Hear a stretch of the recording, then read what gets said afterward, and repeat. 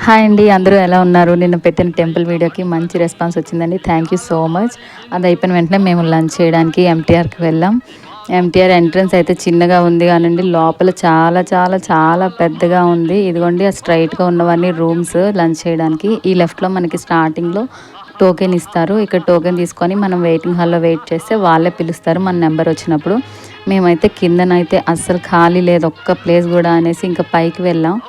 మేడపైకి వెళ్తే చూడండి ఎలా ఉందో అంతా, సైడ్ అంతా ఇక్కడ హోటల్కి ఎవరెవరు వచ్చారో, ఈ అప్పట్లో చాలా 100 years హిస్టరీ అని ఉంది కదా, అక్కడ మీకు స్టార్టింగ్ చూపించాను చూడండి. అప్పట్లో వచ్చిన ఫొటోస్ అన్నీ ఇక్కడ వాళ్ళకి మొత్తం పెట్టారంతాను.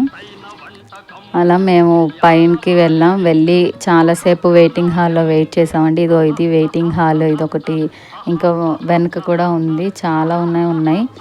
అండ్ ఇక్కడ ఈయన మన టోకెన్ నెంబర్ వస్తే మనకి పిలుస్తారు. సో అంతవరకు మేము వెయిట్ చేసాం. లోపలికి వెళ్తే ఉందండి మల్లీశ్వరి సినిమాలో లాగా తినడానికి వెళ్ళినట్లేదు, తిన్నది అరగడానికి వెళ్ళినట్టుందని అంత పెద్ద, లోపల వెళ్తున్న కొద్దీ వెళ్తూనే ఉన్నాం, అంత పెద్దది ఉంది. బట్ దానికి తగ్గట్టుగానే ఫుడ్ చాలా పెడతారు, మనకి తినే ఓపిక ఉండాలి. నేనైతే జీరో అండి, అస్సలు ఫుడ్ కాదు. అందుకే చూడండి వీడియో నా వైపు పెట్టారు. లాస్ట్లో అయినా సరే నీ ప్లేట్ చూపిస్తే సరిపోతుందిలే, ఏమేమి పెట్టారో అనేసి వాళ్ళందరూ అక్కడ మాట్లాడుకుంటున్నారు. నేను అంత ఫుడ్ విషయంలో చాలా చాలా వేస్ట్. కానీ అన్ని ఐటమ్స్ బాగున్నాయండి, చాలా అంటే చాలా బాగున్నాయి. మీరు ఎప్పుడైనా వెళ్తే నాకు చెప్పండి కామెంట్ సెక్షన్లో. ఇన్ కేస్ వెళ్ళని వాళ్ళు ఉంటే ఒకసారైనా టేస్ట్ చేయండి. మన ఏ స్టేట్ వాళ్ళైనా సరే ఇక్కడ ఎంటీఆర్లో అందరికీ నచ్చుతుంది. అండ్ ఎంటీఆర్ ఫుల్ ఫామ్ కూడా నాకు అక్కడికి వెళ్ళాకే తెలిసిందండి, బాగున్నాయి. అది అయిపోయిన వెంటనే నెక్స్ట్ మేము ఇస్కాన్ టెంపుల్కి వెళ్ళిపోయాం. కొంతమంది అనుకోవచ్చు ఎండలోన పిల్లడితో ఇంత అవసరమా అని. నిండా మునిగిన వాళ్ళకి చలి ఏంటి ఉంటుందండి చెప్పండి.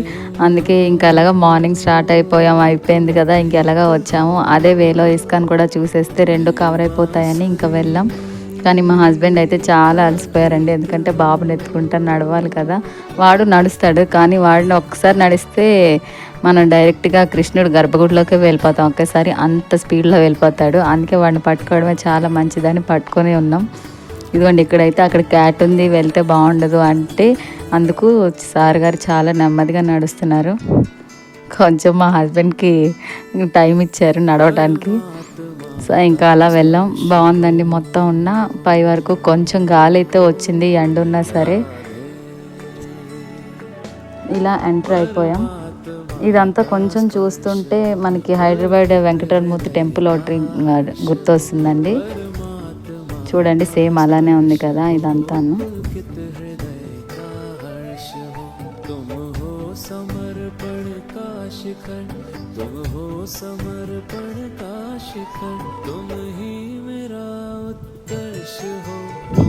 అనుకుంటారేమో అందరున్న బాబుని ఆ ఎండలో కిందన మండుతున్నాయి కదా కాళ్ళు నడిపించేశారని. లేదండి, ఎక్కడైతే నీడగా చల్లగా ఉందో అక్కడ మాత్రమే వాడిని దించాం.